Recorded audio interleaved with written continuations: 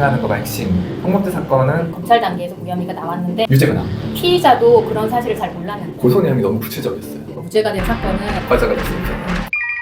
안녕하세요. 법무법인 시우의 유광훈 변호사입니다. 안녕하세요. 법무법인 시우의 김현정 변호사입니다. 제가 변호사로 수행하면서 무죄를 받은 그리고 무혐의를 받은 사건이 있었어요. 네네. 무혐의를 받은 사건은 이제 검찰 단계에서 무혐의가 나왔는데 그것도 굉장히 힘들게 싸웠어요. 결정적인 증거들이 여자분이 이제 강간 미수로 고소를 한 사건인데 아무도 사실 저희가 그 당시에 피의자도 그런 사실을 잘 몰랐는데 알고 보니까 여성분이 압박복이라는 걸 입은 거. 그 압박복이라는 거는 벗기기가 너무 힘든 거죠. 여자분의 협조를 받아서 벗겼는데 그런 사정들을 설명을 해서 어렵게 무혐의를 받았고. 근데 그런 상황에서 여자가 나는 강간을 당했다라고 주장을 하는데 또 어떻게 무혐의를 받았을까요? 사실은 이제 주요하게 주장했던 건 두 가지였어요. 첫 번째는 옷을 벗기는 과정이 강제일 수가 없다. 도저히 남자 혼자 힘으로는 벗길 수가 없는 특수한 옷이었기 때문에 그거 하나. 근데 여자분은 강제로 벗겨졌다라고 그렇죠. 주장했었는데. 네. 그리고 또 하나는 그렇다면 이제 여자분이 결국은 이제 강간이라는 행위가 일어나지는 않고 미수로 끝난 다음에 신고를 하신 거잖아요. 네네. 그럼 어떻게 그 장소에서 모텔방이라는 장소에서 나올 수 있었냐에 대한 설명이 굉장히 여자분이 명확하지가 않았어요. 그냥 나왔다 이런 식이었어요. 근데 강간범이 그냥 나가는 여자를 이렇게 잘가 해줄 리는 없잖아요. 그러니까 그 상황에 대한 설명이 너무나 그 상식적이지 않았기 때문에 그런 부분들 두 가지를 좀 강력하게 주장을 했었고. 제가 사건 중에서 이제 무죄가 나온 사건은 고소 내용이 너무 구체적이었어요.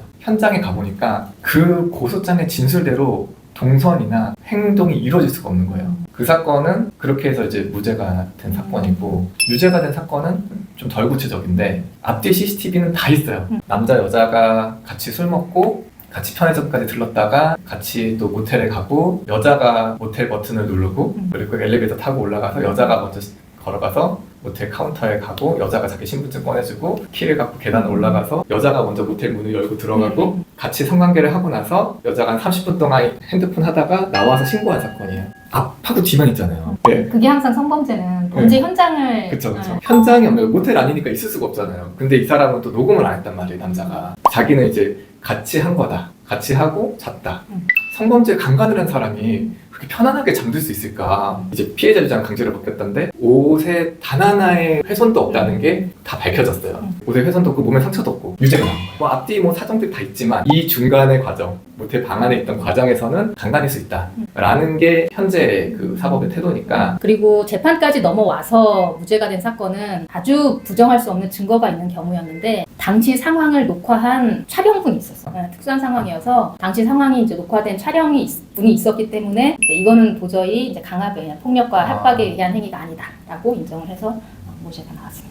결국 그런 거 보면은 무혐의나 무죄를 받았다는 것도 사실 무죄의 증거가 있어서 받은 거잖아요. 유죄의 증거가 없어서가 아니고. 맞아요. 그죠? 그래서 일단은 성범죄 사건은 무죄의 증거를 찾아서 무죄를 입증하는 거가 핵심. 가장 중요한 거는 아까처럼 녹화된 게 있거나. 맞아요. 저도 이제 성범죄 사건에서 되게 좋은 결과들을 여러 번 받았다가 무죄나 무혐의를 계속 받았는데 또 어느 순간부터는 거의 다 유죄. 트렌드가 사실 바뀐 거죠. 아니면은 그 현장에서의 녹음 녹화가 있거나. 결국에는 정말 무죄를 받고 싶다면 단 하나의 방법. 녹음인가요? 녹음하기는. 근데 녹음도 요즘에 좀 불법행위로 문제 삼는 경우들이 생겨서 혹시 뭐 닥칠지 모르는 위험을 대비해야 될 만한 그럴 만한 충분한 나에게 객관적인 사정이 있었다. 그걸 설명할 수 있어야 되기 때문에 아무 때나 녹음하시면 안 됩니다. 근데 이게 민법상 손해배상을 하더라도 일단 나를 살려야 되잖아요. 교도소에서 꺼내놔야 되니까. 녹음금지법도 추진되다가 결국에는 아직은 입법은 안 되는데, 녹음금지법이 만약에 도입이 되면 그래도 녹음해야 될 것 같아요. 왜냐면 차라리 녹음금지법 위반의 형보다 강간의 형이 더 높으니까. 녹음금지법으로 처벌받더라도 처벌 받고 또 받더라도 강간으로 처벌받는 것보다는 훨씬 낫죠. 훨씬 낫잖아요. 나를 지켜야 되니까. 최악보다는 차악을.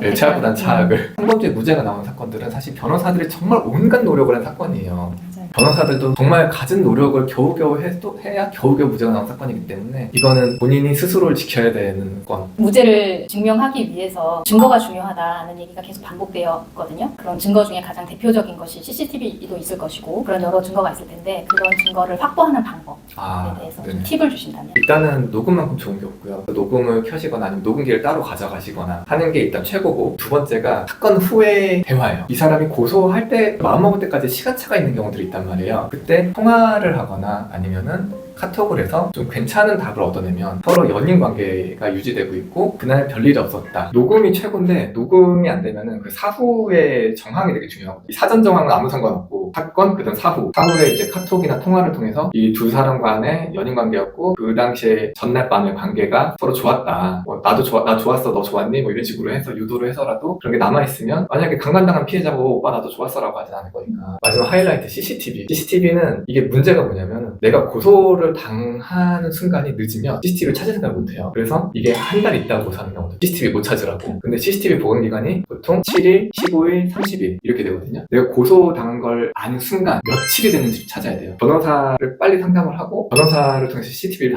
확보를 해야 되는데 경찰도 CCTV를 확보하는데 경찰은 사건에 유죄가 될 만한 CCTV만 확보한단 말이에요. 근데 우리는 그 이후에 이 사람의 행적이라든지 그 이전에 서로 사이가 좋았던 연인관계라든지 이런 것도 사실 필요하기 때문에 그 외의 CCTV도 찾아야 되는데 그러려면은 CCTV가 있는지 가게 갔든지 그 근처 가서 확인하고 USB를 건네줘야 돼요. USB를 건네주면서 CCTV 어차피 달라고 해도 안 줄 거니까 나한테 CCTV 안 줘도 되니까 이 시간대에 CCTV를 여기다 다운해달라. 경찰이 올 거다. 경찰한테 줘라. 그렇게라도 확보를 해놔야 돼요. 경찰한테 확보해달라고 하면 경찰이 바로 당해가서 확보를 하지 않거든요. 그 사이에 없어질 수 있어요. CCTV를 경찰한테는 USB 맡겨놨으니 가서 이미지 제출 받으세요 라고 얘기를 해서 경찰이 이렇게 가서 가져올 수 있고 30일 넘어서 고소를 하는 사람들도 있는데 그러면 사실 방어하기가 어렵습니다. 모든 CCTV 증거가 민형사를 불문하고 네. 사실 증거로서는 가장 세다고 해야 될까? 가장 증명력이 강한 증거인데 보관기간의 한계가 항상 걸리죠. CCTV가 보관기간이 길었으면 좋겠는데 이게 영상이다 보니까 참 맞아요. 길지 않은 게 안타까워요. 맞아요. 네. 네. 근데 이게 상대방 동의 없이 녹음을 하면 불법 아닌가요? 민사 손해배상 사건에서는 불법이라고 인정된 사례도 있고 합법이라고 인정된 사례도 있어요. 그렇기 때문에 이거를 딱 잘라서 뭐뭐뭐는 불법이고 뭐뭐는 합법이다. 지금 이런 상태는 아니에요. 민사에서 손해배상 책임을 물을 때 이런 문제가 생긴 거지 형사사건에서 내 무죄를 입증하는데 이게 불법이어서 못 쓴다라고 된 적은 없거든요. 형사사건에서 내 성범죄 무죄를 입증하는 증거로 쓸 때는 사실상 무죄 카드다라고 보면 될 것 같아요. 대화하는 사람들 사이에서 같은 대화자로서 대화하는 중에 녹음은 그 녹음을 할 때 내가 대화자로 같이 대화를 하면서 녹음을 하는 것은 내가 그 같이 대화하는 사람들의 동의를 받지 않더라도 그게 통신비밀보호법을 위반하는 행위는 아니에요. 그래서 그 녹음은 통비법상에는 저촉되는 것이 없고 이제 두 번째로 아까 말씀하신 것처럼 다만 그 녹음을 했다는 그 행위에 대해서 민사상 뭐 불법행위 손해배상 책임을 지게 되는 경우도 있을 수 있고 그리고 나아가 하지만 그럼에도 불구하고 형사사건에서 나의 무죄를 증명하는 증거로는 충분히 사용할 수 있다. 내가 차라리 손해배상 얼마 해주고 말지 전과자가 될 수는 없잖아요. 그렇죠. 예.